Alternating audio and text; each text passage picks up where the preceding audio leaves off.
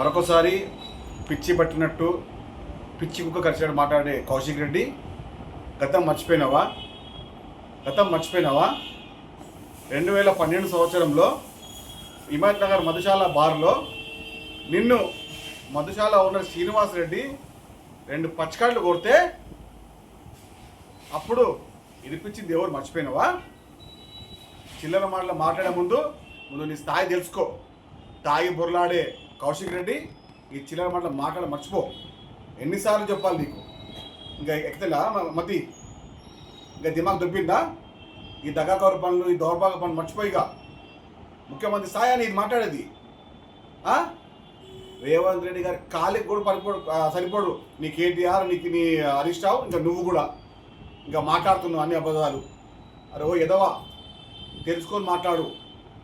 గతంలో గుర్తు చేస్తున్నా నీకు, హిమాయత్ నగర్ మధుశాల బార్లో నిన్ను బట్టలిప్పి కొట్టిన విషయాన్ని మర్చిపోయినావా? శ్రీనివాస్ రెడ్డి ఓనరు నువ్వు బీర్ సీసాలతోని తాగి తందనాలు ఆడితే నిన్ను బట్టలిప్పి కొట్టిన విషయం మర్చిపోయినావా? అప్పుడు వచ్చింది నేనే. మెట్టు సైకమైన వ్యక్తి వచ్చి నిన్ను ఇడిపించినాడు. మర్చిపోక. అప్పుడు తెలుసుకొని మాట్లాడు. చిల్లర మాట్లాడకు. నీ స్థాయి ఎంత చెప్పమంటావా? వార్డు మెంబర్కి ఎక్కువ. ముఖ్యమంత్రి గారి గురించి మాట్లాడే స్థాయి నీ కేటీఆర్ది కాదు, నీ హరీష్ రావుది కాదు, నీ కల్వకుంట్ల కుటుంబంలో ఎవరికి కానే కాదు. ఖబర్దార్ కౌశిక్, చెప్తున్నాం.